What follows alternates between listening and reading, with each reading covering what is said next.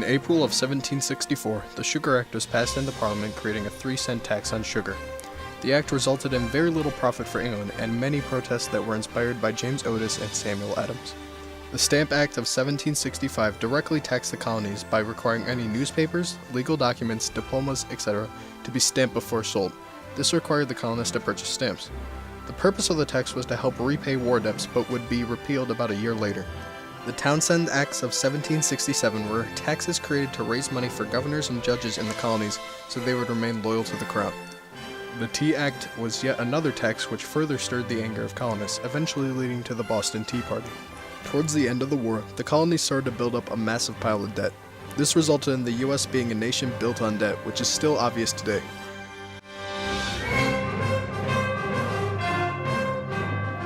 During the Revolution and the years leading up to it, American nationalism and morale were at an all-time high.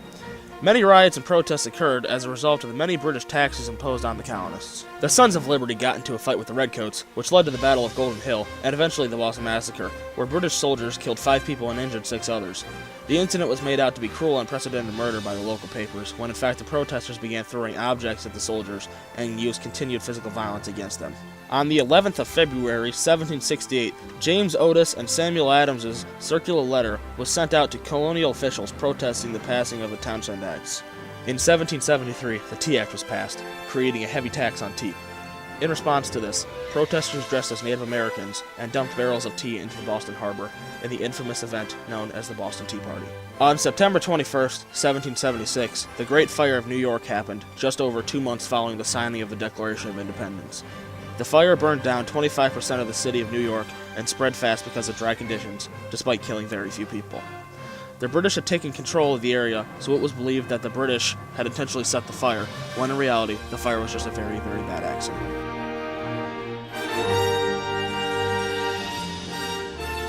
In 1763, the Treaty of Paris ended the French and Indian War, which lasted 9 years.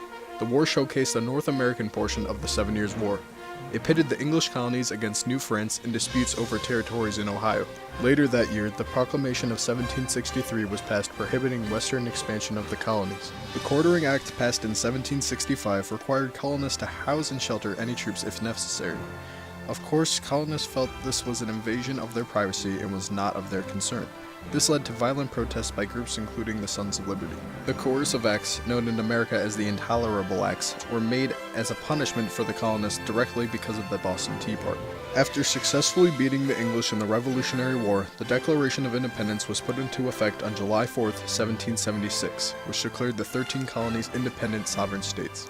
A year later, the Articles of Confederation were finished in 1777, declaring the 13 colonies officially to be the United States. The Articles of Confederation were eventually replaced by the Constitution in 1789 due to a weak central government. For the billionth time, the Treaty of Paris was signed by the British, officially ending the war. British troops evacuated New York on November 25, 1983, which is now referred to as Evacuation Day.